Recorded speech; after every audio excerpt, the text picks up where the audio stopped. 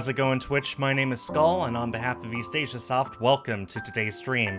Today is Sunday, which means that it's time for me to continue my playthrough of Venus Improbable Dream, a very short but very pretty visual novel.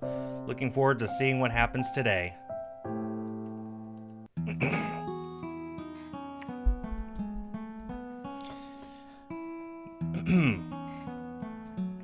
Not only has Haruka confirmed our friendship, but on top of that, I'm meeting her tomorrow outside of school. Well, we're not exactly going to be out having fun together all day like the other people in school tend to, but we're still doing something in the city like a pair of friends would. This is almost too much to wrap my brain around. My circumstances are slowly changing little by little now that I'm a club member. That one event, practically being forced to attend my first meeting, has triggered a ripple effect, causing more and more irregular events to occur. Laughing, I almost feel as though I've fallen into an alternate timeline, that the real Kakaru is still sitting in his room right now, having never even heard of the music club, and living out his life exactly the way it was before. I can't deny that I've felt a hell of a lot of fear and discomfort thanks to these new and unfamiliar situations, but on the other hand, I guess it hasn't been all bad. I'm still here, attending the club and talking to Haruka. I haven't had a complete breakdown like I thought I might when all of this began. I suppose that means that things are okay to stay this way. For now, at least. There is one development that I hadn't expected, and that I'm going to tell my parents about now. They'll probably jump for joy. After shutting the door behind me and slipping my shoes off, I enter the lounge. As I suspected, I don't need to seek my parents out to tell them anything. They come towards me from the kitchen after hearing me arrive. Hi, Kakaru. How was school? Okay.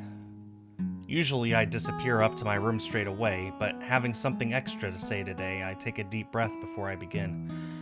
It's a little difficult for me for some reason, even though they're going to love what I'm about to tell them. Knowing what I'm like, the two of them don't say anything more, waiting for me to get myself together. Their expectant faces aren't exactly helping my nerves, but as they continue to be patient with me, I realize that I'm probably struggling to express myself because this feels like a strangely big deal. I don't think I've ever been able to tell my parents anything remotely like this. I guess it's a sort of milestone for me. And the more I think about it, perhaps I'm scared to validate it. The frightened part of me just wanting everything to stay the way it was before. Huffing and eyeing the ground, I decide to bite the bullet and step into this unfamiliar territory anyway. When I finally manage to speak, I feel myself smile, ever so slightly. I made a friend. I don't really look at my parents after I say this, but I get the feeling that they're smiling too. You made a friend. Good for you, Kakaru. Today's the day. I'm currently a strange mix of jittery and lethargic as I pace around my room, getting myself ready to leave for the city. Part of me is panicky at the thought of what's to come, and another is trying to convince me to call it off. Luckily, or unluckily, depending on how you view it, I can't just not show up. I have no way of contacting Haruka to tell her I'm not going, and bailing on her without warning would be incredibly rude. I try to use this thought as a barrier against those fearful impulses and continue to prepare myself, taking my phone off charge and putting it into my pocket. Didn't even exchange phone numbers. Although, does Haruka have a phone? Last night, my parents had practically hugged each other in ecstasy after I told them I'd essentially made friends with Haruka. Naturally, they'd wanted to know every tiny detail, but the embarrassment was so strong that I couldn't wait to get away from them. I'd managed to give them a very basic summary of the situation and told them that I was meeting her at the bookstore today. They'd beamed as though Christmas had come early, and I'm sure I'll be subjected to another giddy questioning when I get back. Speaking of questioning, I really hope nobody from school sees us together again. I don't think I can handle another round of interrogation when we go back on Monday. I take a deep breath to calm my nerves and cast around the room to make sure I have everything I need. Just as I'm heading out the door, my anxiety is accompanied by a feeling I haven't experienced in a long, long time. Excitement, just the tiniest spark of it. Have I ever really gone on an actual outing with a friend before? I guess this might be the first time. Geez, another first. I need to slow down. I don't travel into the city often at all, but when it can't be avoided, I have a ritual for that too. Similar to the classroom at school, I sit right at the very back of the bus where no one can really see me. I feel as though it gives me some cover, knowing that everyone's generally facing forwards, away from me. I still get a little self-conscious about being in the window. So to remedy that, I sit forward, leaning my elbow on my knee, enabling me to prop the bad side of my face up with my hand, obscuring my hemangioma mostly from view. It makes my back ache somewhat, but it's a price I'm willing to pay. As the bus carries me closer to my destination, I have to squash down another wave of apprehension that rises up within me, telling myself that it'll be alright. It's just going to the music section at school. Only bigger. After arriving at the station, I wait for everyone else to depart before stepping off the bus myself. Perturbed by the dense clusters of people out enjoying their weekends, I make quick work of striding through the streets at considerable speed. Following the route I've retained in my memory from previous trips to the area, I managed to find the bookstore with little issue. It is a pretty large, noticeable building. Casting around for a moment, I realized that just like the other day, I've arrived first, with Haruka nowhere to be seen. I've tried to time my bus journey so I'd get here at exactly 11 on the dot, but I guess Haruka's not the kind of person to be a few minutes early, just in case. Oh God. Let's just try to calm down. She can't be that far away.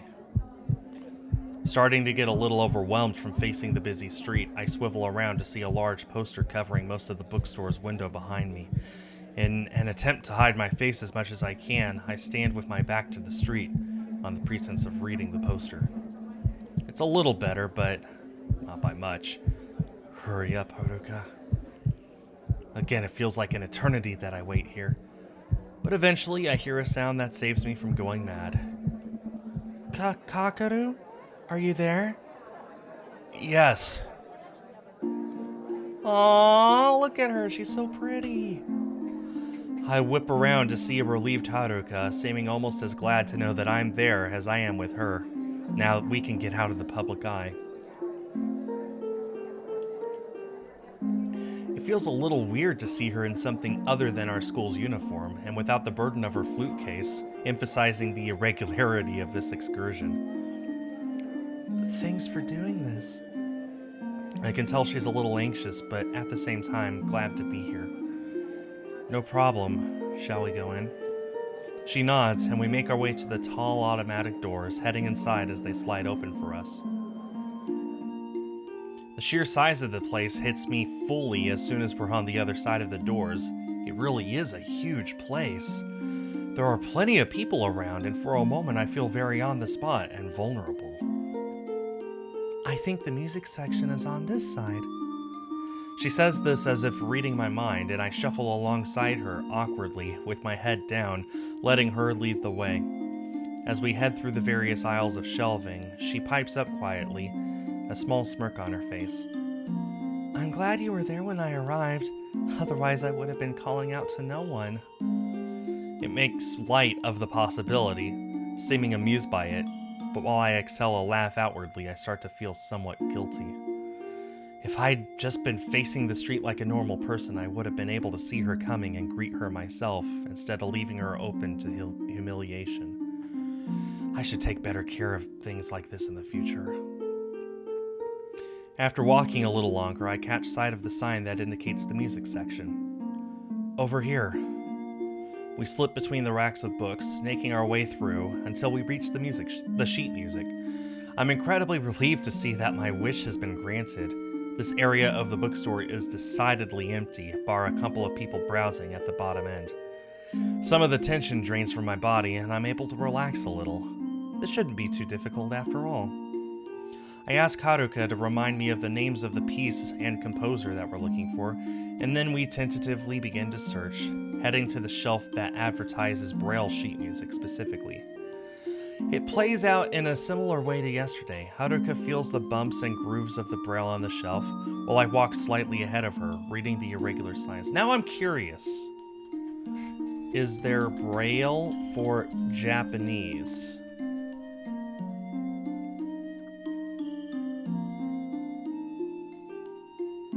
Apparently, yes. Japanese, it is known as tenji, literally dot characters.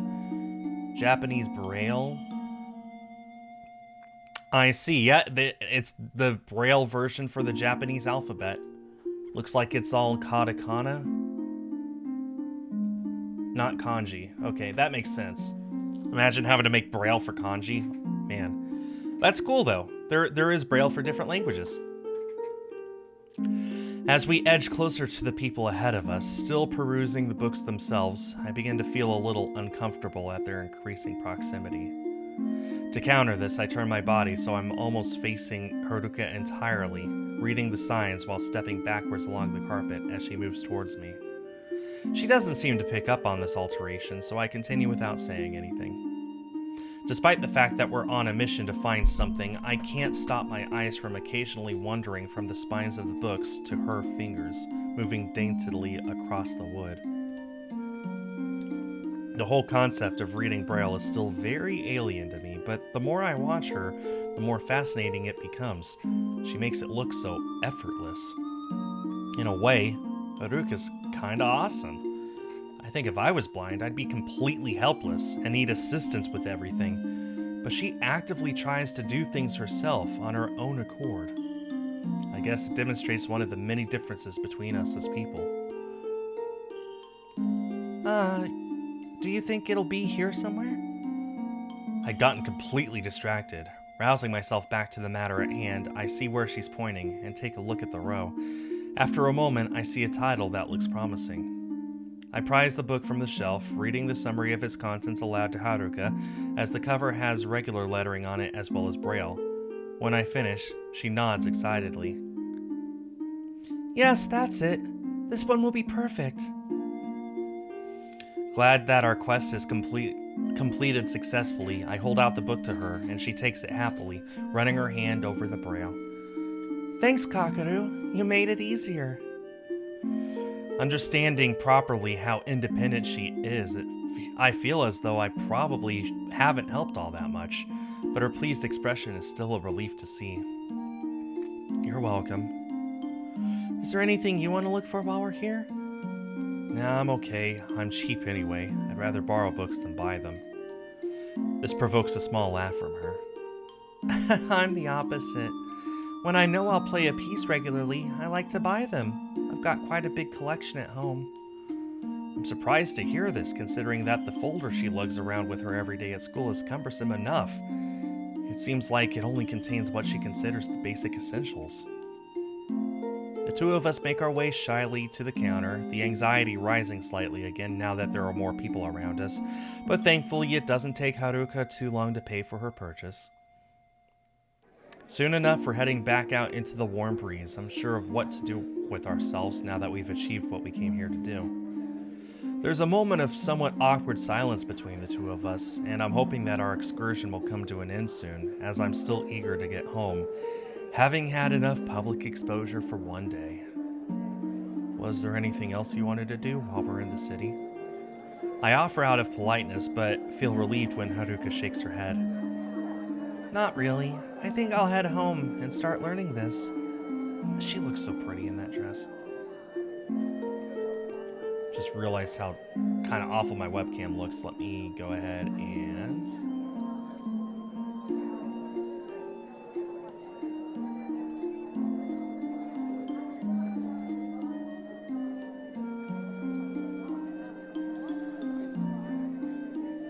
Is that better? That's a lot better. Okay. She looks so pretty. raising the bag holding her new book with a smile, and I'm glad of the opportunity to go home myself. Okay, I guess I'll see you at school on Monday then. Before you go, after blurting this out, she looks a little bashful. Yeah? Should we, swap numbers in case we do anything like this again? I'm glad that Haruka can't see the fact that my cheeks turn what must be a rather unflattering shade of puce after she says this. Puce? Ugh. I see what she means, though. Being able to text or call each other would make it easier on both of us if we meet up in a place like this again. Haruka wouldn't have to stand there calling out for me and feeling lost. Still, despite the practical reason behind it, the notion is still pretty embarrassing. This whole Kakaru Haruka dating speculation really needs to get out of my head. Sure. I type her number into my phone and call her to pass mine back to her. When she saves it into her phone book, she uses its speech-to-text technology, telling the phone what she wants it to do. I know most phones have it nowadays, but I've never seen anyone use it before. It's pretty nifty and must give her a lot of freedom. When the number is saved, she puts her phone back into her bag with a smile.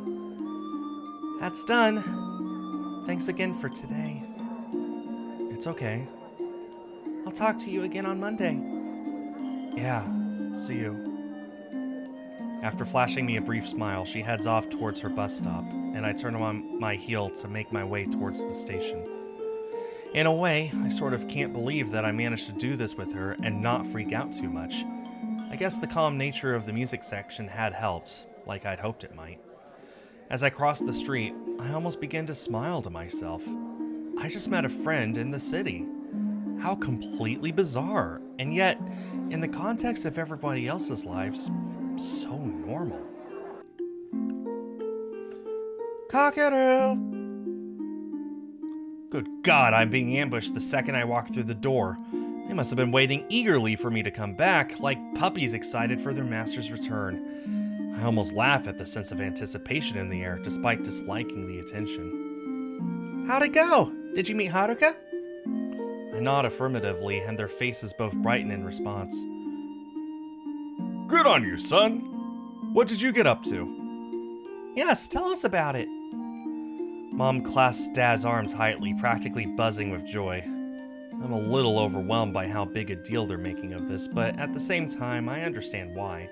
Not much to tell. Found the book she wanted. The two of them made a fuss over me for a few minutes, asking questions and making me more and more uncomfortable as time goes on. But considering how unusual these circumstances are, I let it slide for as long as I can, giving short, succinct answers. By the time they're finished, they look positively elated, especially Mom, who beams at me brightly. I'm so proud of you, Kakaru. You've taken a big step today. For a moment, I think she's going to hug me and stiffen automatically, but thankfully she seems to think better of it, knowing that I don't do well with physical contact. I nod and start to edge towards the staircase, my silent way of communicating that I've had enough conversation for now, and they let me go, smiles still on their faces. However, just as I'm ascending the stairs, Mom calls across to me once more. I'd certainly like to meet this girl one day, since she seems to be such a good influence on you.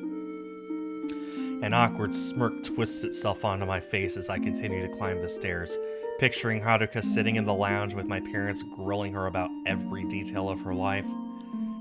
Not sure about that.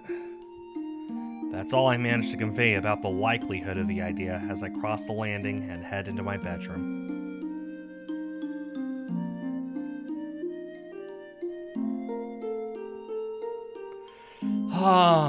Silence and solitude. I hadn't had the worst time in the world being out with Haruka, but I'm still grateful to be back in my safe zone where I'll spend the rest of the weekend. After discarding my things onto my desk, I sit down to indulge in my favorite hobby, playing games. Sinking down into my chair and loading my save, I feel the remaining stress of my body and mind slip away. There is only one more event that occurs to make this day any different than a usual Saturday for me. and I'm bashing away at the buttons on my controller as I'm bashing away.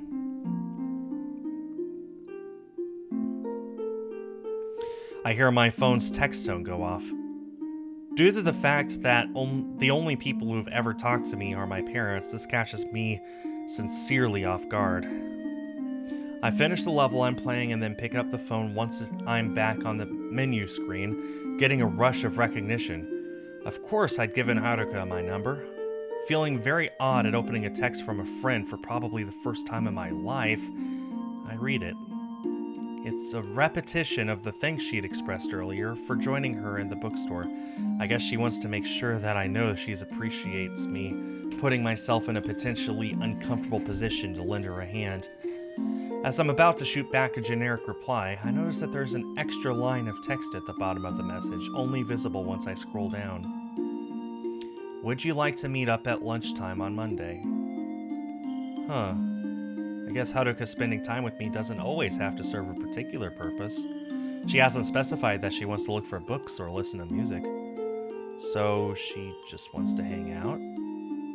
I'm a bit flummoxed for a moment, simply staring at the question on the screen. Someone wants to spend time with me? Just for fun? Feeling strange and a bit wooden, I move my thumb stiffly across the keys, generating a reply. Once it's sent, I sit back in my chair, both surprised at the situation and amused at my own awkwardness. Sounds good.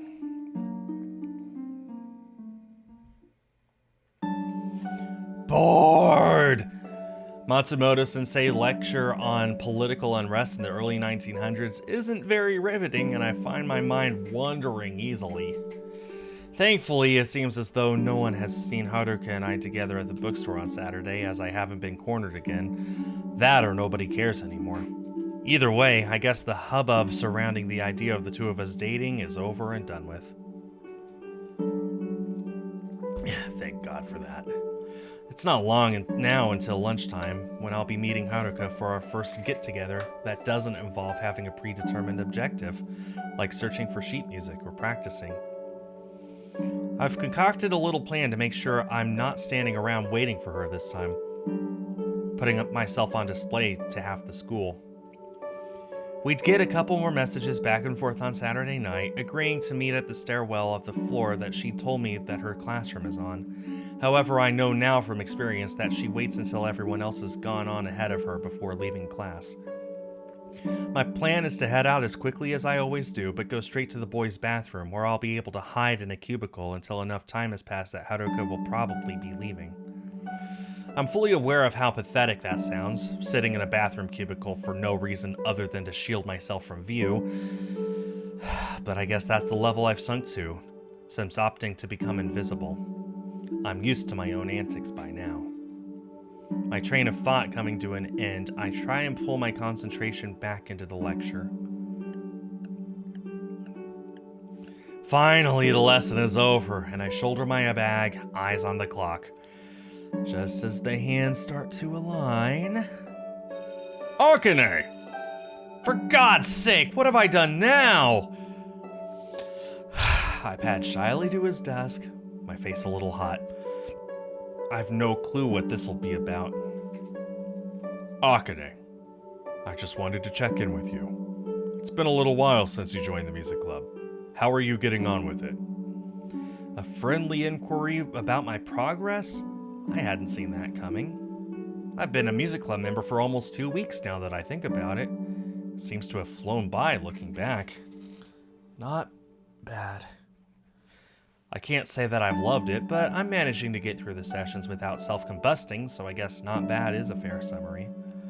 Matsumoto-sensei seems momentarily taken aback by the fact that I hadn't told him that I hated it and want to leave immediately. However, he quickly fixes his usual sober expression back in place. That's good to hear. Have you gotten to know any of the other members there? Yes and no. I've made tentative friends with one and completely isolated myself from all the others. I suspect that this answer won't do me any good though, so I nod and allow the ambiguity to suggest a more optimistic one. It seems to work, as Matsumoto-sensei folds his arms and nods back in response. Very good. I had a feeling that the music club would be the right fit for you, Akane. I'm not sure that I fit exactly, but I don't refute the point. Keep up with it then. I bet you'll get some real enjoyment out of it once you're more settled. He shoots me a subtle, encouraging look before turning to the cabinet next to the board, busying himself and signaling to me that I can go. Relieved, I catch sight of the time on the clock once more as I turn to leave, noting that there's no longer any need for me to loiter in the bathroom, waiting for Haruka to set off from her classroom. The halls are a little more crowded than I'd like, but I figure that the both of us will be somewhere quiet soon enough. I make my way quickly towards the staircase, climbing up to Haruka's floor.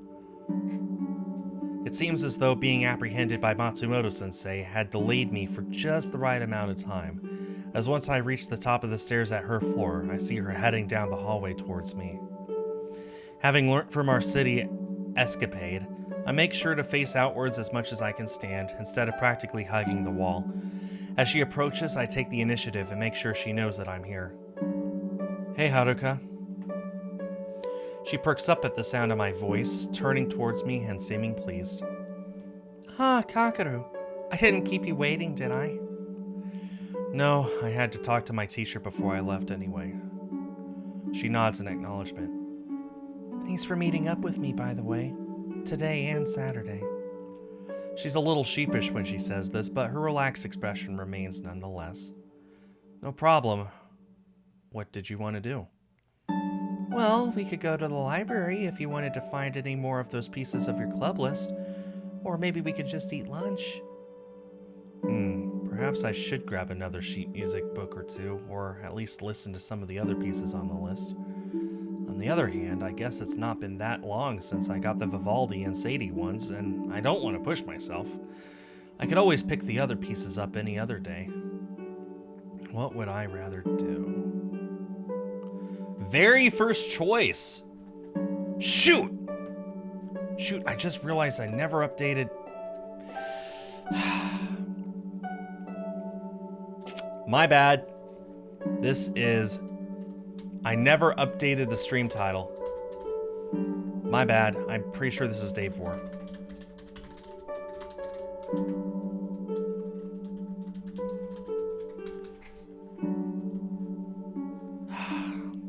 Give me just a second to double check and make sure.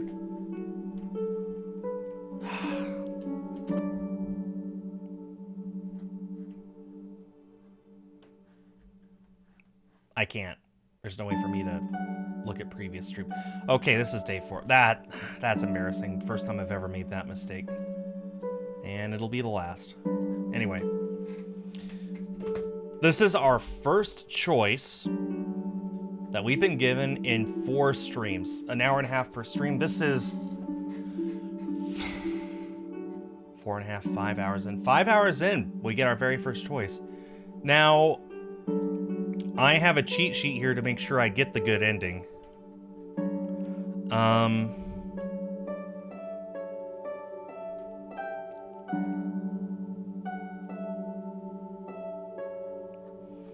If we want the good ending, the entire first chapter doesn't matter towards the ending.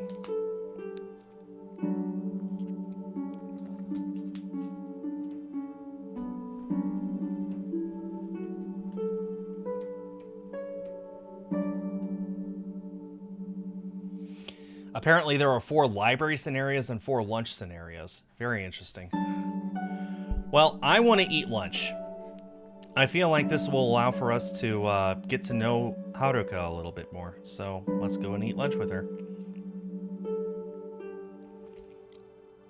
It's probably a bit of an excuse to be lazy, but I'm pretty hungry.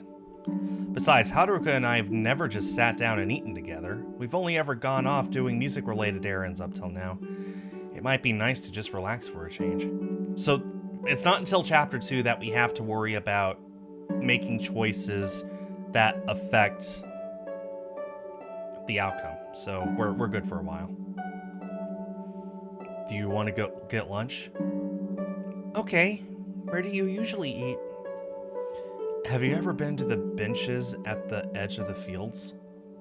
No, I didn't realize there were any. That makes a lot of sense considering that it's Haruka. They're right at the bottom. No one ever really goes there. That's why I like it. She nods as she contemplates my words. Well, it sounds nicer than where I usually eat, so we can go there if you like. It's not raining today either. Yeah, okay. Agreed on how we'll spend our lunch period, the two of us begin to make our way outside. Leading the way, I felt a little anxious about guiding Haruka once we got to the fields, but thankfully there wasn't much bumpy terrain, so she'd managed to follow me across the grass without much difficulty. We arrive at the benches, and I automatically sling my backpack down in front of the closest one. However, as I turn back to face Haruka, I realize that I'm being too presumptuous about her confidence. She lingers a few feet back, turning her head this way and that, clearly unsure of herself. You idiot, Kakaru, she's never been here before. She needs help figuring things out. The bench is just over here. I dart over to the opposite side of the bench, reaching out to touch her arm to further demonstrate where I am, but faltering at the last moment, too awkward to actually make contact. Luckily, Haruka's a lot more resourceful than me. She seems to lock onto the sound of my voice, noting its direction and moving towards me. The arm's to your left. I say this to give her another clue, and to my relief she finds the arm of the bench with her hand, visibly gaining an understanding of where everything is situated. Got it. She takes a seat at last, and I do the same on the other side, glad that it hadn't turned awry, but still feeling pretty incompetent for not being able to help her more easily. I know that Haruka is someone that I feel just about comfortable enough to spend time around, but I guess physical contact is still off the table. Too much for my nerves to handle. The two of us tuck into our food without speaking for a minute or two, and then Haruka breaks the silence. It's nice to get some fresh air while we're eating lunch. It feels like a picnic. She smiles briefly before popping another bite of food into her mouth. I like it here. Everyone else seems to ignore this end of the fields. She nods, knowing all too well the appeal of a quiet spot, unlikely to be visited by other students. Sorry for dragging you all the way here, though. I know you said you hadn't been here before, so it probably feels weird. I feel like I had to apologize, as the matter just wasn't leaving my mind. However, she doesn't seem too shaken up. It's okay, I like it. Once I've been here a few times, I'll know it better. I accept her answer and decide not to say any more about it. I go back to my lunch, my eyes falling briefly onto Haruka's cane, resting against the bench next to her. I contemplate it as I eat, feeling sorry for her. She must find certain things difficult, even if coming here hasn't been too bad. I feel as though the longer I think about it, the less I understand, and I'm filled with a strange curiosity to know what it's like in her sightless world. Haruka.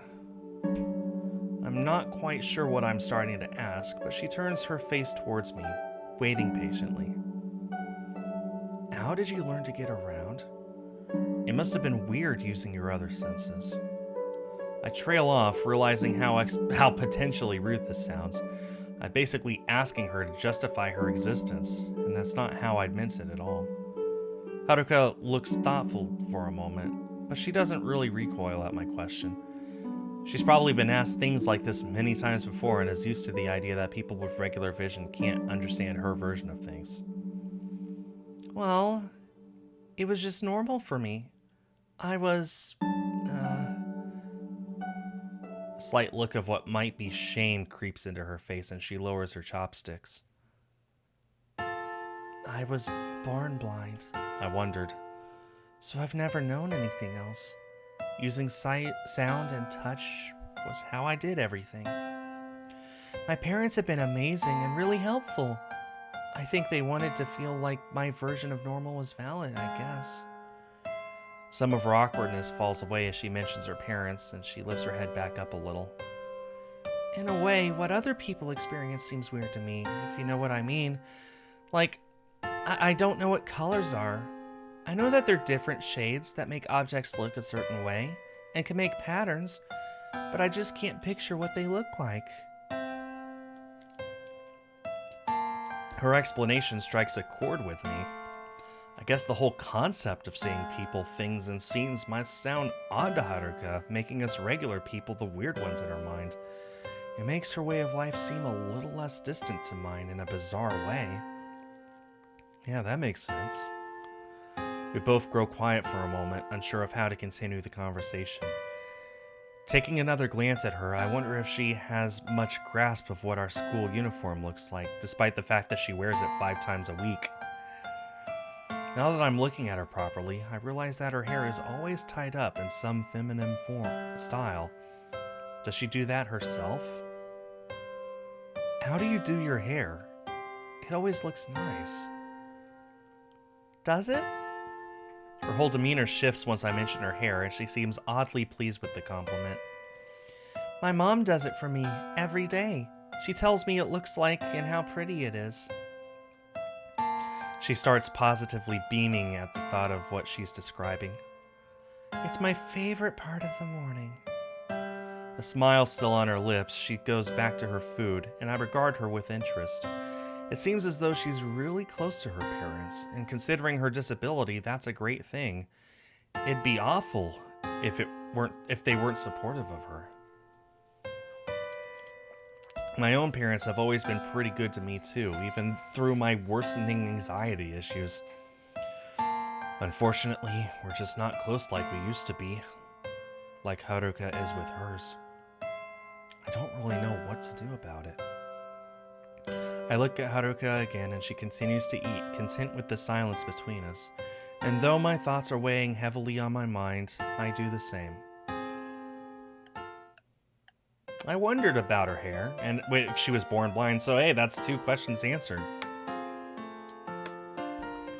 Just another few bars. Keep your timing. And the recital comes to an end.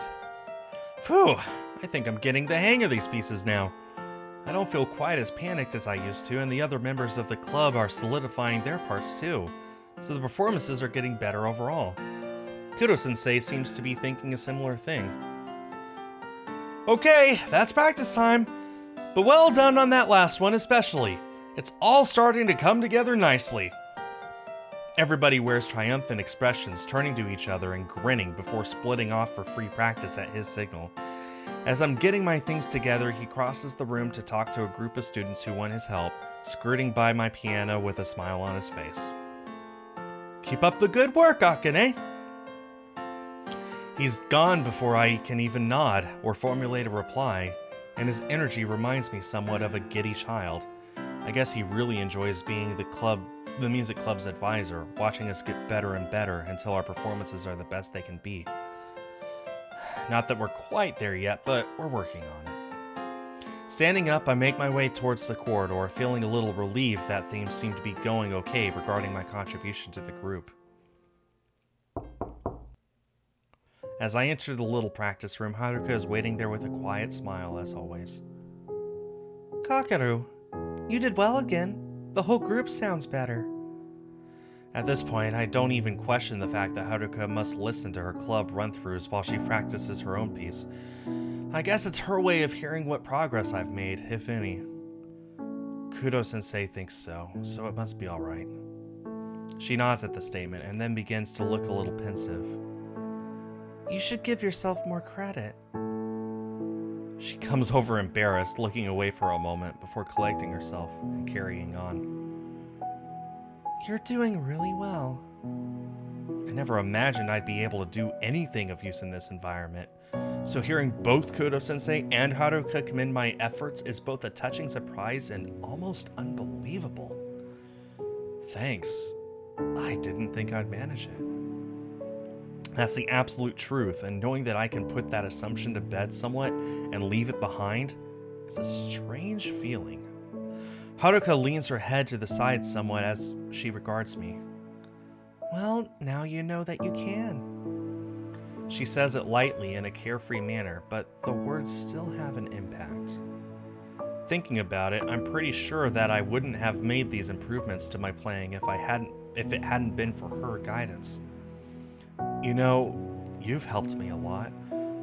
I'd probably still be crap if it wasn't for you showing me the library and the CD room and stuff. I feel a little sheepish, but it needed to be said. She's definitely at least partially responsible for what little I managed to do. Haruka laughs a little, shrinking backwards slightly in bashfulness, but then recovers herself. I didn't help that much. I'm sure it was mostly you, although... Her cheeks flush a tiny bit before she continues. I don't mind helping out whenever you need it, if there's something I can do. I'm already used to Haruka showing me ways to improve my playing by now, but hearing the offer out loud in such a way somehow feels a little different.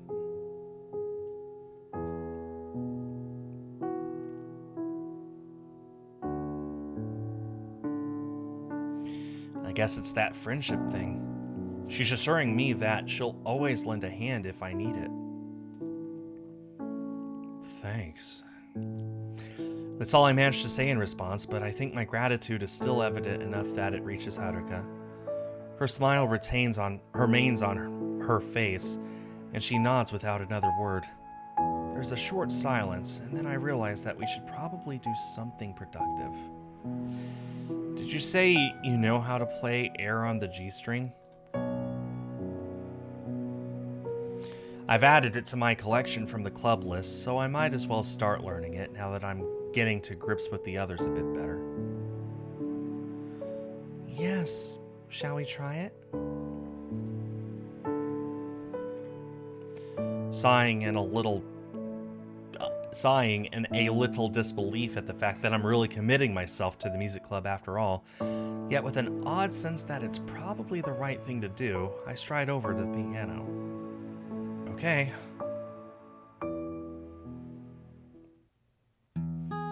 I'm tired. May have stayed up a little too late playing games last night, and now I'm paying for it. At least my grades are good enough that one slightly less productive day won't really make a difference. However, as I pack my bag, picking up my sheet music, I realize something. Music club takes a lot more concentration than class. I might have damaged my chances of maintaining my slight improvement by depriving myself of sleep. That worries me more than whatever Matsumoto-sensei might have us work on today. Maybe I should just put a little more effort into whatever I can do to prepare myself. Noticing the CDs in the bottom of my bag, I get an idea. Haruka had said that the library allowed you to copy CDs onto your computer for personal use. I should put the pieces I'm studying on my phone so I can listen to them when I'm away from a CD player. Smart. Checking the time and seeing that I've got enough to spare, I pull the CDs out of my bag, inserting them one by one into my computer after copying over the tracks I need.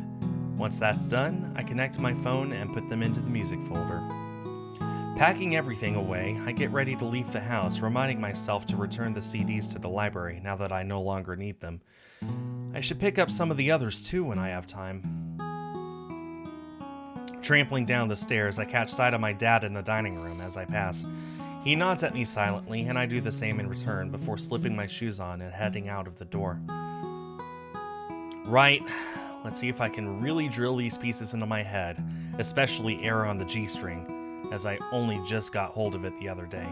G string is the lowest most string on the violin. G, D, A, E. Popping my headphones in, I put the tracks on repeat, cycling through them as I walk. As they form the soundtrack to my journey, I picture the piano as I listen, mentally playing through the parts alongside the sound. These pieces are starting to become kind of ingrained into my life now, a familiar cornerstone of my school days. Funny how it's suddenly crept up on me, and now I can't go a day without at least playing them myself, if not listening to them too. I continue on my way, enjoying the relative hush of the streets, until... Gah! The alert for the text I just got went through my headphones, interrupting the music. Nearly gave me a heart attack. Fishing my phone out of my pocket, I consult the screen. It's from Haruka. Nonplussed, I open it. Morning. Would you like to meet up at lunchtime again? I'm still not used to this, but I guess this is my life now that things have changed. Thumbing out a response, I hit the send button. Sure. I used the plan this time. Having leapt out of class as usual, I come straight to the nearest boys' bathroom, locking myself into a cubicle and putting the lid down where I'm currently perched. Yes, it's pretty pathetic, but here I am. I can't really think of anywhere else I can buy time until Haruka leaves class without being seen. I retrieve my phone, scrolling through some websites to kill time. As I'm sitting there, a sudden cacophony of noise hits the air. From what I can make out, several boys have come barreling into the bathroom, yelling loudly. It sounds like they're teasing someone, probably for something dumb. I hear several pairs of feet skidding around on the floor, and then someone falls backwards, bashing into the door of the stall next to me, making me jump. A roar of laughter ensues. God, they're annoying. The boys continue to play fight for a few more moments, and then, to my relief, they take their tomfoolery back out of the bathroom, the atmosphere lifting and growing quiet as they go.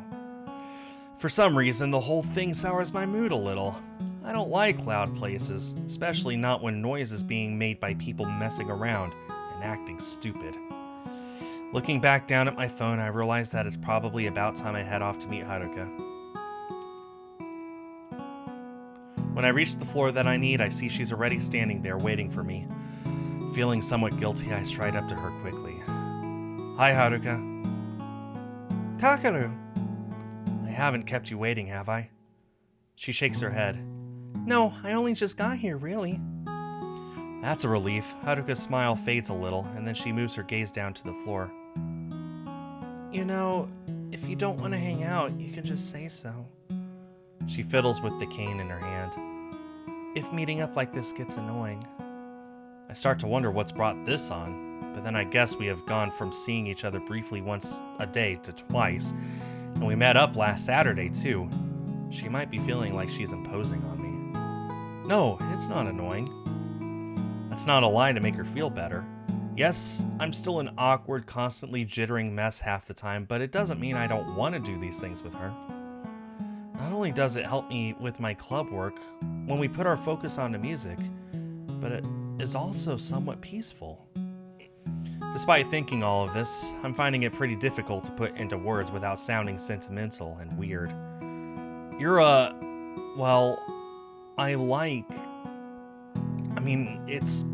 it's fine. Yeah, that was a total fail. Please don't take offense, Haruka. Okay, as long as you're sure. Really? My verbal garbage hadn't been enough to send her running? She must have the patience of a saint. Huffing and trying to dispel the awkward moment, I shift my weight to the opposite foot, rolling my eyes at myself. Yeah. So, what do you want to do? She straightens up a little, seeming to want to put the moment behind her as much as I do. I don't mind. You choose. All right then. What should we get up to this time? Library or lunch? I feel like lunch is where we get to learn the most about her. Although, maybe we just learn a little bit about her no matter which decision we go, and we learn something different each way. I don't know, it's hard. I don't know. But I feel like lunch is what I want to do. Just over and over. Do you want to eat? I'm pretty hungry. My stomach is currently yelling at me to feed it. Yeah, me too. I'm about to turn back towards the stairs and head downward, but then I remember how awkward it is for Haruka to go places she's not familiar with. Perhaps I shouldn't drag her outside to the benches this time. Shall we go wherever you eat? I don't mind. She seems momentarily surprised, before nodding. All right, it's not far. She almost laughs as she says this, partially mocking her own preference for staying close to her classroom. But I can't blame her for not wanting to stray too far given her situation. I follow her back down the hallway, past her classroom, and into an area of the school that I don't think I've seen before. The corridor tails off at a dead end. There are doors leading to the outside walkway that wraps around this side of the building, but the area itself has a couple of seats placed in the quietest part of the hall. It's decently removed from the bustle of the rest of the student body, and it doesn't seem like many people come by here. Not a bad spot. I stick behind Haruka as she heads to the end, taking a seat and looking pretty familiar with the layout. I'm guessing she's eaten lunch here for quite a while, like I have with my bench. Similar daily rituals. I take the seat next to her, and the two of us prize our lunches from our bags, eager to tuck in. We eat in silence for a little while, and occasionally a couple of students pass through the main part of the corridor as they exit into the outdoor area, but nobody really glances our way. As I'm digging into my meal, Haruka leans towards me. Can I ask you something? Sure. She hesitates for a moment, seeming a little nervous, although her face doesn't entirely show it. I was just wondering what you look like. I hadn't expected a question like that. I guess it's natural for her to be curious about me that way, since she has no real clue who she's talking to. It must be a weird feeling. Well, I have black hair and brown eyes. I'm not sure whether this is benefiting her at all, but I keep going. I'm a little bit taller than you, and, I guess that's it. Other than the obvious thing, which I'll never tell her about as long as we live, there's nothing particularly remarkable about my appearance. Just your average Joe. Haruka nods, apparently trying to formulate an image of me in her mind. Do you have anything else that's noticeable? For some reason, my heart feels like it drops into my stomach for a moment. Anything else that's noticeable? Can she read my mind? My palms start to sweat as I try my best not to believe that she somehow knows the unfortunate truth that I'm hiding from her. I didn't mean to upset you. Damn it, she could tell how agitated I got. I just meant like glasses or braces or... Right, of course she did. Normal things. Not disgusting big hemangiomas. Pull yourself together, Kakaru. Of course she doesn't know about that. Yeah, no, I don't have anything like that. Willing myself to calm down, I exhale and watch Haruka as she nods again timidly, still looking a little shaken. Sorry, I just got a bit anxious then. Don't know why. Of course I know why, but I'm not about to reveal it. Thankfully, she seems to accept the way I've tried to play it off. Are you okay? Yeah, don't worry about it. I'm fine. I try to inject some lightheartedness into my voice, and it seems to work. I'm fine. All right. We pull ourselves together, going back to our food, and luckily the discomfort of the moment doesn't linger. After eating a little longer, she speaks up again. This is probably going to sound really weird, but what do I look like to you?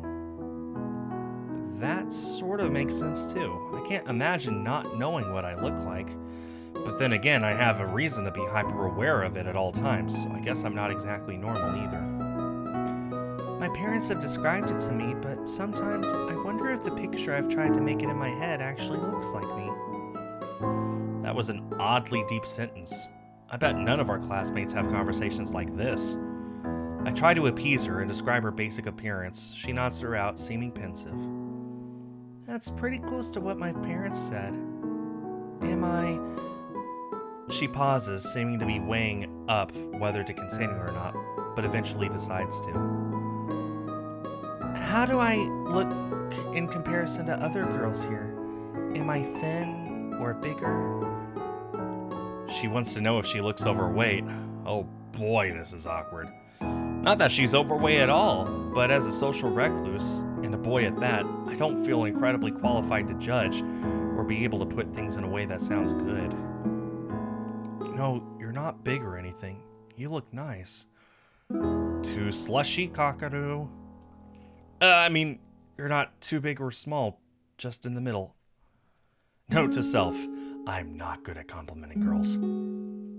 Haruka doesn't seem too put off by my terrible reply, although I wouldn't blame her in the slightest if she was. Okay. I guess I'm just not sure how I fit in. I'm I'm probably not very pretty. Oh, that's sad. Kakaru, man up, tell her how pretty she is. Something flashes in her eyes and she immediately backtracks. Sorry, that was a weird thing to say. Don't listen to me. She picks up a clump of rice with her chopsticks and stuffs it into her mouth, blushing slightly. It must be a very strange thing to have never seen your own reflection and not know how you appear in comparison to everyone else. To me, it sounds like heaven. But then Haruka doesn't have a massive tumor on her face, so she has less to worry about. You're pretty. I said it to make her feel better, and because it's not exactly a lie, Haruka is a nice-looking girl. I don't exactly have the best sense for these things, but there are quite a few girls here that most people would describe as pretty, and I think she's probably one of them. It doesn't stop the moment from being any less embarrassing, though, and I hope she doesn't think I was trying to suggest something by it. Just trying to raise her spirits. As I fester in my silent mortification and turn my attention back to my food, she replies, Thanks, Kakaru. No problem. The two of us return to our meals once more, my self-esteem even more shredded than it usually is. But at least Haruka has a smile on her face.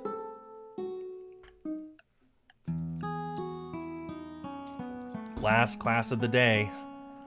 I almost have to stifle a yawn as I glance at the clock, wishing that it just hit the hour already. Matsumoto-sensei has the type of drawl that can lull you to sleep, and by this point, I'm almost longing to get to the music club. I feel my eyebrows raise at the thought. Am I looking forward to it? It's probably just the idea of being somewhere more interesting than here. I can't deny, though, that learning pieces and playing with the group has become quite a large part of my day. It's often very stressful, of course, but it is there a lot of the time. My stubborn nature writes it off as this, just a source of worry that keeps recurring throughout my week. A tiny piece of me, however, might be willing to concede that given more time, I might start to enjoy it. Maybe.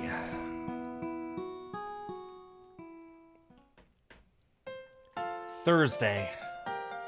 It'll soon be the weekend, so I'm trying to put my head into my playing as much as I can. Other than reading over sheet music and listening to the pieces I've got so far, I won't be able to practice until Monday. Cursing my choice of instrument in my mind, I continue to focus on the task at hand. Excuse me. This is probably going to be our last run-through of the group session. The music comes to a crescendo as we hit the final notes and then dies away softly. Kudo-sensei nods thoughtfully. All right, that's practice time. You're all getting better, so stay focused and keep doing what you're doing. With that, he departs, heading back towards his desk, and everybody scatters. As usual, I get my things together to head into the smaller practice room where Haruka will be waiting. However, before I get the chance to step away from the piano, I'm hit with that prickly feeling that someone's behind me. Figuring that it's probably just my paranoid imagination, I glance quickly over my shoulder as if to prove it to myself. Wrong. One of the other club members is lingering expectantly, as though waiting to talk to me. I recognize him as the sole trombone player in the group. I immediately want nothing to do with whatever the situation may be, but it's too late. We've made eye contact, an accidental invitation for him to start a conversation. Crap. Hey Akane, I know we haven't spoken, but some of us are planning a get-together in the city on Saturday. He jerks his head towards a small cluster of boys behind him. I guess they're the members he practices with the most, and probably his friends too. We haven't got to know you yet, so you're welcome to join us if you want. This is very unexpected. Up until now, every member of the club, except Haruka, of course, has left me to my own devices and never paid me any real attention. It seems as though a few of them want this to change now, and I really don't. Not to be rude, I just don't think I can even attempt to act like a normal, gregarious person in a group this large. He seems to notice my hesitance and shoots me a relaxed smile. You don't have to. We just thought it'd be cool to meet you properly. It's just hanging out. No pressure. I'm grateful that he's considerate enough to try and make it sound like it's no big deal, but it's also a feeling niggling at the back of my mind that he's probably just realizing the full extent how anxious I actually am, considering I haven't managed to say a word to him. Not cool. Feeling claustrophobic and dry-throated, I swallow awkwardly, trying to drum up a response. The guy beats me to the punch again. Just let us know tomorrow. Take your time. He nods casually at me before heading back to his group of friends. Despite the fact that he's left me alone, I still don't feel relieved, and it takes some effort to coerce my limbs to move again. Once I'm in the corridor, I start to calm down slightly, though not by much. I feel as though this guy has handed me a ticking time bomb instead of asking me a question. Well, at least it's quiet in here. Hi, Kakaru. Haruka greets me as she always does, and I open my mouth to reply, but to my frustration, I'm still reeling somewhat from the encounter I've just had, so my speech is even more compromised than it usually is. Hi. I take a moment to cool off properly, and Haruka seems to sense my agitation. Is everything okay? Sighing heavily, I do my best to let my nerves escape out of my body with it. Yeah, just had a weird moment. I consider just glossing over it and moving forward with practice, but then I realize that Haruka's probably the only person in here well-versed enough in anxiety to understand why I'm so worked up about this. One of the other club members invited me to hang out with him and some others on Saturday, somewhere in the city. She turns over my words in her mind, looking pensive. And you don't want to go? There it is. She knows my gut reaction without me having to say it. I don't think so. It's just really... I trail off, unsure of how to put my thoughts into words succinctly. Haruka continues to read my mind as though I'm an open book. Lots of people and an uncomfortable place. Have you ever talked to any of them before? I shake my head, so caught up in my own train of thought for a moment that I forget the stupidity of it. No. I've said the odd thing to Kudo-sensei, but no one else. You're the only person I've actually talked to. I feel like the fact sounds a bit intense when I said it out loud, but if Haruka feels a little pang of embarrassment that I do, she doesn't show it. Well, I wouldn't blame you if you didn't go. I wouldn't feel comfortable with that either. She grimaces as she thinks about the scenario, reminding me that while I consider her to be a little more confident than I am, she's still similar enough to me that the situation would probably freak the both of us out, almost equally. She seems to collect herself somewhat, remembering that these circumstances are mine and not hers. I get why you're nervous. What did you tell them? I didn't. I was too... She nods, probably understanding exactly what I mean. They asked me to get back to them tomorrow. I guess that gives you time to think about it more then. That's true, but I don't feel as though having that time will change my mind. The thought of being somewhere in the city with a bunch of boys I don't know is just unfathomable to me right now. Besides, they'll probably choose somewhere busy like a games arcade or shopping mall, somewhere completely intolerable for someone like me. That's not something I'm prepared for. I haven't been to many places in this city.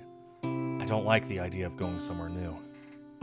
As soon as I say this, I realize the accidental connotation behind it. I went somewhere new with Haruka when she invited me to the bookstore.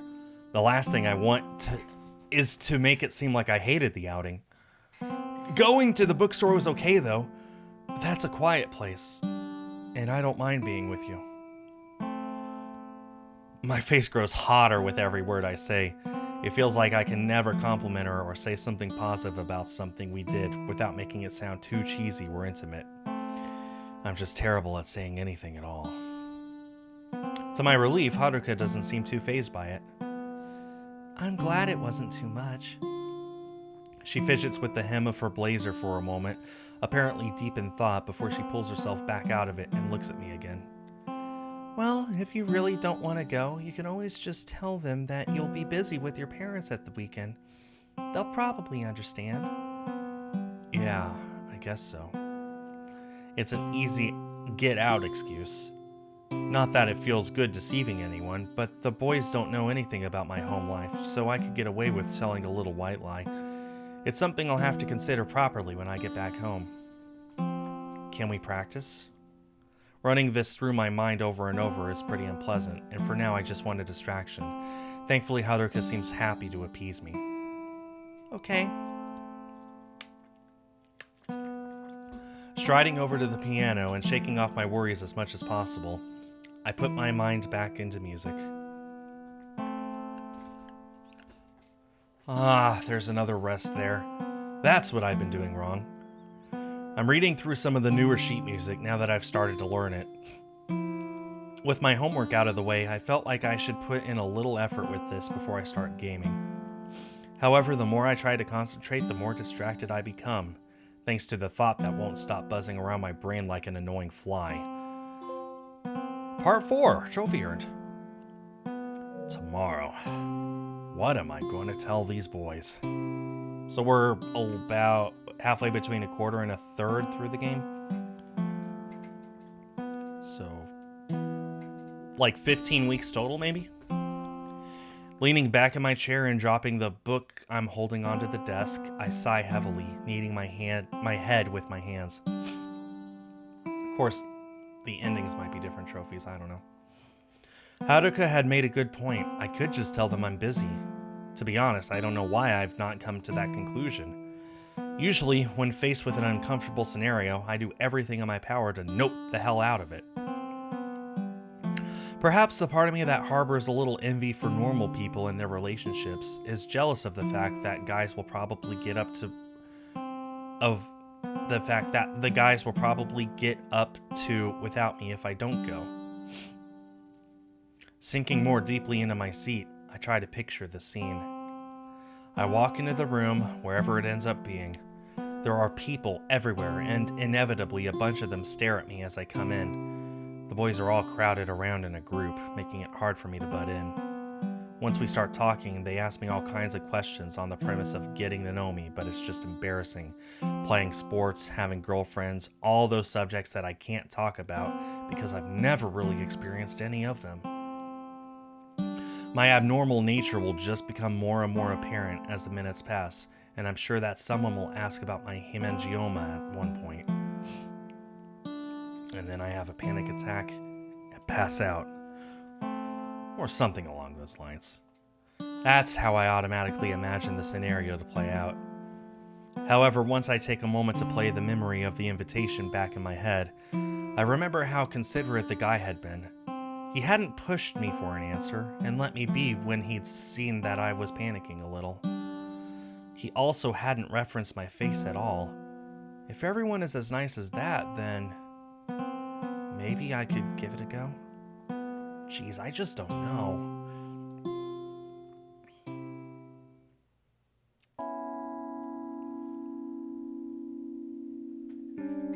It's so weird to see it go back and forth on the soundbar. I pick up my phone, unlocking the screen for no apparent reason, and then replace it back into my pocket. Pacing around my room, I do this several times like a nervous tick. It's Saturday, and against all odds, I'm about to set off to meet the other club members in the city. Yesterday, I'd really struggled with the decision on whether to join them or not, but once they'd approached me during music club again, the four of them eagerly awaiting my answer, I'd somehow agreed. I think it had been that sense of timid jealousy of others' friendships that had done it, combined with the thought that I should probably try to stop being so damn paranoid and just do it. We're meeting at noon at a coffee shop near the city museum. I'd never heard of it when they'd mentioned it yesterday, but a quick internet search last night told me where to find it. Part of me is wanting to just get this over and done with and prove to myself that it won't be as bad as I automatically assume. The other part is currently trying to convince me that I must be mad for even attempting something like this.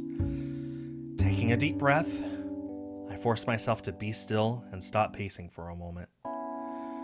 The time I'd met Haruka in the city had been okay. There's no real reason to suggest that this will be any different. After trying my best to absorb this self-pep talk, I pat the pockets of my jeans to make sure I have everything I need, and then swing open the door. As I descend the stairs, I hear the distant hum of my parents having a conversation in the dining room. Last night, I told them about my impending outing with the club members, and they'd practically fallen over in ecstatic shock. They'd been pleased when I'd gone to meet Haruka, but hanging out with 4 other guys is much bigger than that, and they're no doubt excited for me to connect with these people and keep making friends. I'm not sure I'll manage all of that, but I can at least try to meet them this once.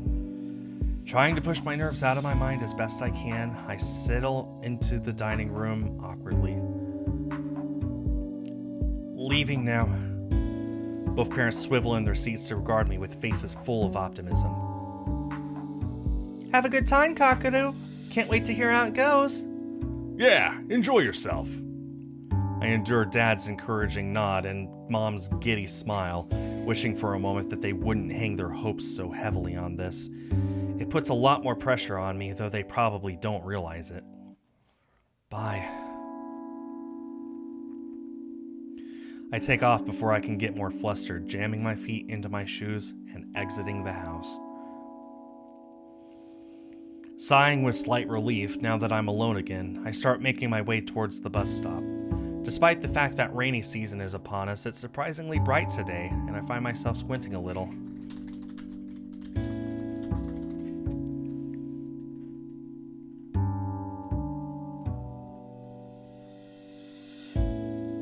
"10,000 words per hour on a visual novel. Wow. I'm not a fan of very sunny days, as I feel like the glow just highlights my hemangioma even more. It probably doesn't, but you know what paranoia can be like. With this crossing my mind, I bunch over a little more as I walk, praying for some shade. At least I'll get some in the coffee shop eventually. All I can hope for is that nobody asks me about my hemangioma when I'm there. Trying to shake off the thought, I keep moving, but to my annoyance, the anxious part of my mind that always over-exaggerates things has activated, running away from the situation in my head and blowing it up to scary proportions. God, stop it, brain! That's not going to happen. We aren't mean like that. The sun is warm on my skin, and I feel myself getting a little out of breath, despite the fact I'm walking on a relatively flat stretch of road. Am I that out of shape? Starting to sweat, I go to remove my jacket, but for some reason it's not coming off. I'm taking the zipper in my hands, but I can't move it. My fingers won't seem to close around it properly, trembling too much. What's going on? Why do I feel like I'm running a marathon instead of strolling to a bus stop? Oh no. I know what this is. The adrenaline from my attempt to stick to my decision of going to the city had muted the signs somewhat. But now I'm noticing them properly. I realize that I'm starting to have a panic attack. Okay, no need to freak out. Let's just take some deep breaths and keep going. I'm sure that once I get there and see how friendly the guys really are, I'll feel better. That's what I tell myself as I continue forging my way towards the bus stop, more slowly this time, regulating my breathing as much as I can while fumbling with my zip, although I still can't undo it. I try to keep myself as calm as I can, but my body just isn't listening to me. I can feel the panic level rising with every step I take. Swallowing roughly, I do my utmost to put my building fear behind me and just walk, but I'm forced to stop for a moment and lower my head a little, coming over uncomfortably dizzy. My vision clouding, I brace my hands against my bent knees and pray for some of the blood to rush back into my head. I must look like a complete waster to anyone who could see me right now, like I'm about to throw up on the ground or something. Come on, just let it pass. I don't need this right now, just let me do this. With what feels like way more effort than is necessary, I haul myself back upwards and start walking again, in the dire hope that if I just keep moving, this will all blow over. I'm not scared.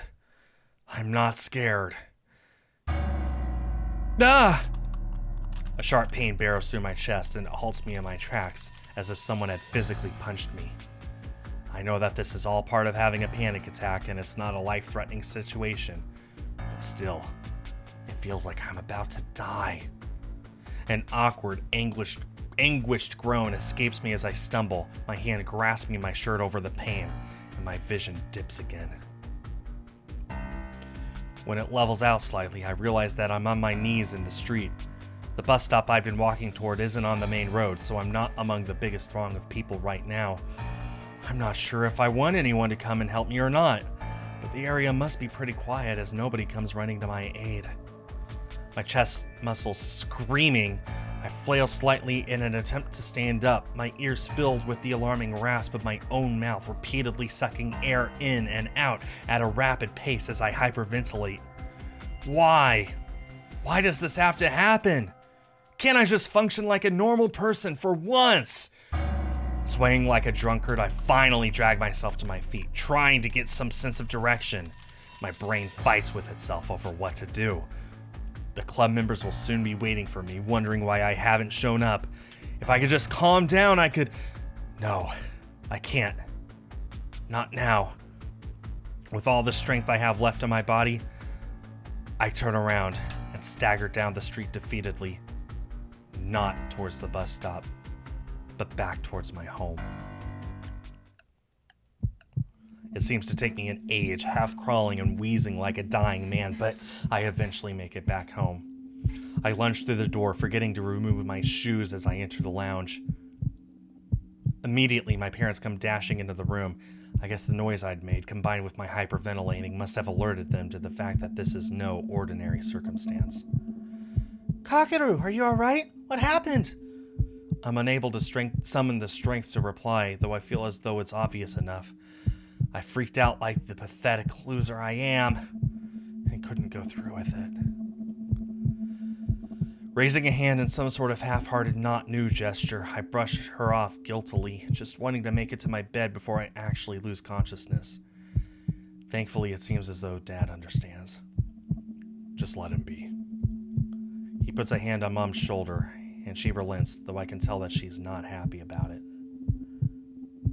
Leaving them behind and climbing the stairs with every last scrap of energy I've got, I round the corner into my bedroom, feeling as though I've never been happier to see my bed in my life. As though I weigh 1,000,000 tons, I flop down onto it face first, my legs shaking even more, now that they aren't having to hold me up. God, what a complete failure. Pretty soon the boys will all be at the shop, and it'll be obvious that I'm not going to show. I don't even have any of their numbers, so I can't text them to warn them I won't be there.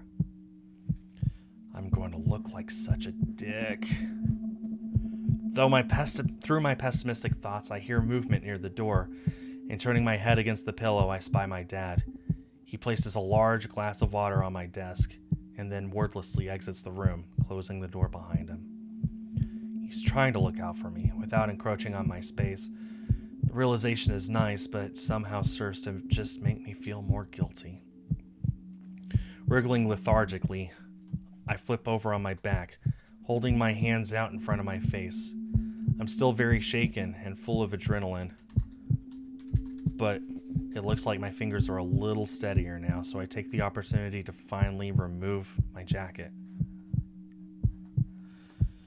As I lean over to drop it onto the floor, I feel something dig into my side uncomfortably. Ah, my phone. I wrench it out of my pocket to stop it jabbing me, and not having any strength left to get up and put it on my desk, I just lay there limply, keeping it in my hand.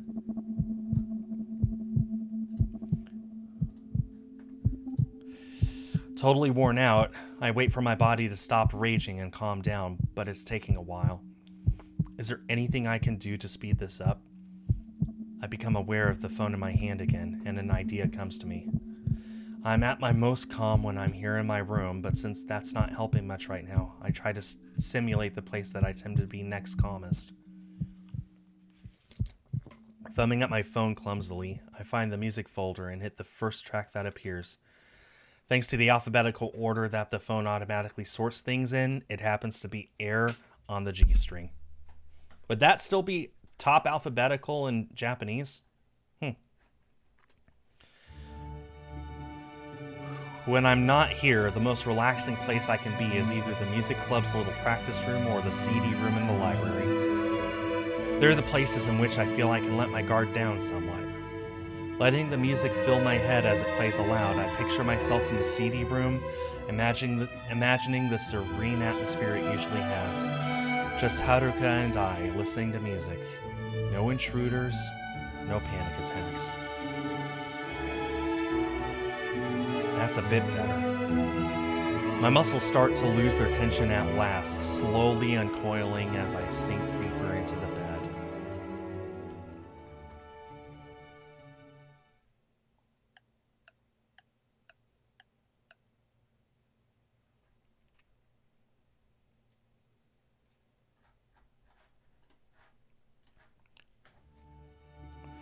I must have fallen asleep. The room coming back into view, I raise my phone up to my face and still in my hand. Oh crap, it's been an hour. My body must have really needed the rest. Air on the G-string is still playing, apparently having been on repeat this entire time. I'm guessing it was either already set like that or I'd accidentally hit the button as I'd fallen asleep. Bet my parents have loved overhearing that for the past hour. Silencing it, I discard my phone and heave myself upright into a sitting position, though I take it slowly to avoid getting dizzy. I'm still groggy and out of sorts, but at least I'm not having a panic attack anymore. The whole episode was just horrific. I haven't had one that bad in quite a while. And a rush of shame courses through me. My parents must be so disheartened that I hadn't managed to meet the boys after all. With my parents fresh in my mind, I remember the fact that my dad had brought me a glass of water earlier. Spying it still on my desk, I get up and cross the room, my legs feeling a little odd as I go. My throat is so dry from all the hyperventilating that I end up tanking the whole glass in one, as though it's been years since the last time I had a drink. Placing the empty glass back down, I wipe my mouth. For a moment, my conscience reminds me that I'm going to have to make an apology to the club members on Monday for neglecting our meeting, and I'm filled with an awful distaste that spreads through my whole being. It's going to be so humiliating. Sighing darkly, I just can't muster up the energy to think about it, so I head back across the room and continue doing the one thing I'm capable of right now: sleeping.